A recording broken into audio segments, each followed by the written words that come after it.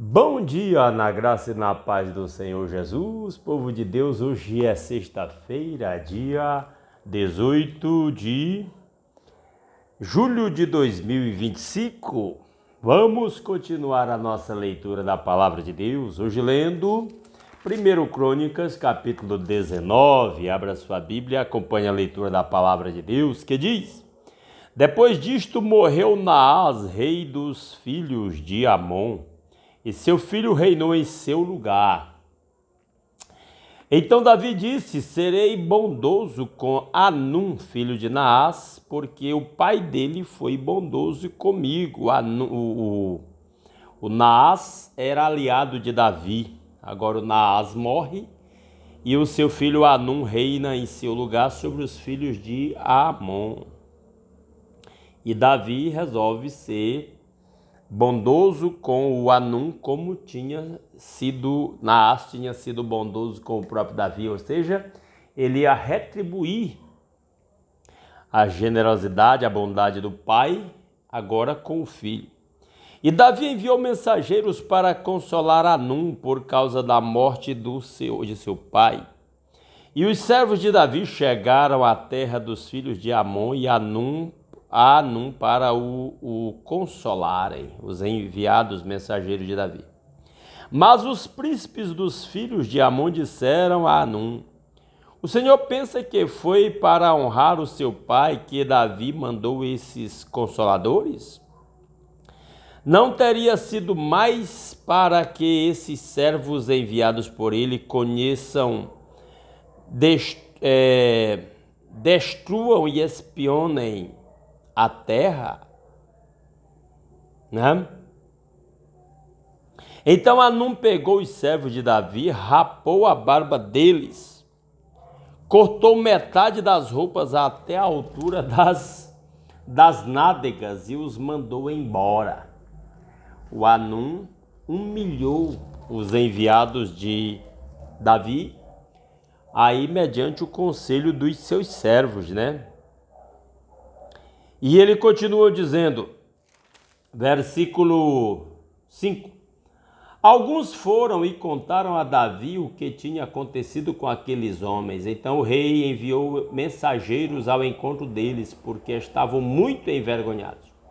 O rei mandou dizer-lhes: Fiquem em Jericó até que a barba de vocês cresça de novo, depois venham para cá. Rapar as barbas dos homens naquele momento era uma grande humilhação. Questão cultural de uma época, né? E ainda mais cortaram as roupas na altura das nádegas e mandaram eles irem embora. Foi uma coisa humilhante. Quando viram que haviam despertado o ódio de Davi, Anum e os filhos de Amon pegaram 34 toneladas de prata para contratar carros de guerra e cavaleiros da Mesopotâmia, dos sírios de Maaca e de Zobá. Contrataram 32 mil carros de guerra, bem como o rei de Maaca e a sua gente. Eles vieram e acamparam perto de Medeba. Também os filhos de Amon se ajuntaram das suas cidades e vieram para a guerra. Agora está aí o Anum com o seu exército e vários aliados que ele comprou aí pronto para guerrear contra Davi.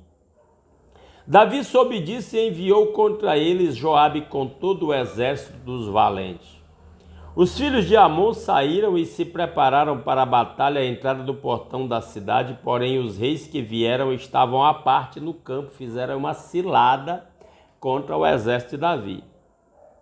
Quando Joabe viu que a batalha estava preparada contra ele, tanto pela frente como pela retaguarda, escolheu os melhores soldados de Israel e os formou em linha contra os sírios. O resto do exército ele entregou a Abisai, seu irmão, e puseram-se em linha contra os filhos de Amon. Joabe disse a Abisai: Se os sírios forem mais fortes do que eu, você virá em meu socorro, e se os filhos de Amon forem mais fortes do que você, eu irei em seu socorro. Seja forte, vamos lutar com coragem pelo nosso povo e pelas cidades do nosso Deus, e que o Senhor Deus faça o que achar melhor. Então é interessante essa colocação aqui. Eles preparam uma estratégia se colocam em posição e diz agora seja o que Deus quiser e entregam a decisão da guerra ao Deus de Israel. Eles confiam em Deus. Eu acho que essa é uma atitude muito sábia da parte de todos nós. Vamos fazer a nossa parte,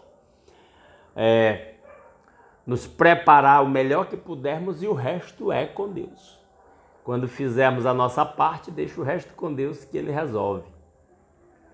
Eu lembro de uma frase atribuída, não sei se a Savonarola, um sábio cristão da Idade Média, que diz: ore como se tudo dependesse de Deus e trabalhe e se empenhe como se tudo dependesse de você. Quando nós fazemos o melhor de nós, podemos esperar o melhor do nosso Deus e confiar nele. Versículo 14. Então Joabe avançou com o povo que estava com ele, e travaram batalha contra os sírios que fugiram de diante dele. Quando os filhos de Amon viram que os sírios fugiram, também eles fugiram de Abisai, irmão de Joabe, e entraram na cidade. Então Joabe parou de lutar contra os filhos de Amon e voltou para Jerusalém. Ninguém precisou ajudar ninguém, nem Abisai com a sua parte do exército precisou ajudar Joabe, nem Joabe com a sua parte do exército precisou ajudar o Abisai, porque quando eles atacaram os adversários, ambos foram vitoriosos e os inimigos fugiram.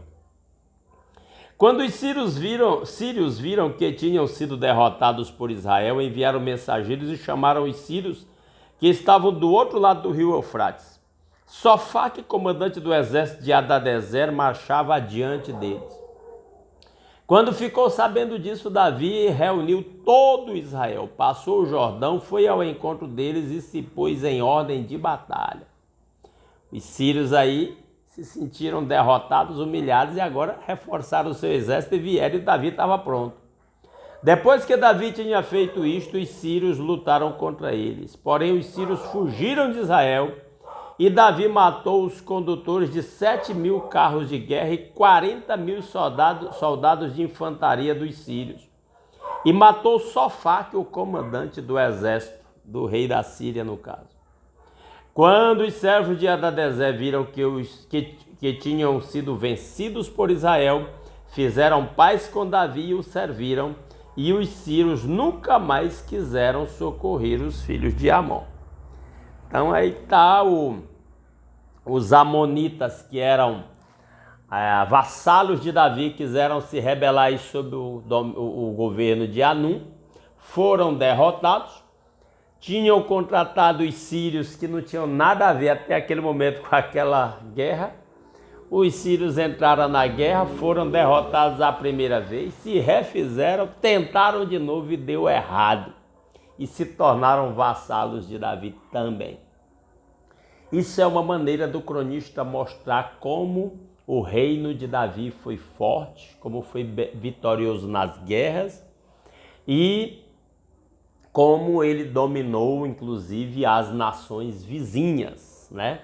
Como já expliquei em leitura de capítulo anterior, Davi, sob o reinado de Davi, a promessa de Deus de que a terra seria conquistada foi efetivada, agora sob o domínio do rei Davi. E como também eu já expliquei, esse reino de Davi foi escolhido como reino eterno, sob o domínio do Rei Jesus, que reinará eternamente sobre todas as nações, é a profecia, né? No reino eterno do Senhor Jesus com a sua igreja. Que Deus aplique a sua palavra aos nossos corações. Assim terminamos de ler 1 Crônicas capítulo 19. E se Deus quiser, amanhã às 5h30 da manhã voltamos para continuar a leitura com o capítulo 20. Tá certo? Antes de sair, deixa um like nesse vídeo.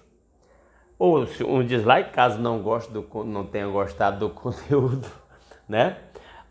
Se puder nos ajudar, compartilhe esse vídeo aí nos seus grupos de WhatsApp, grupos de amigos, de familiares ou de grupos de irmãos da igreja, ou até em outras redes sociais.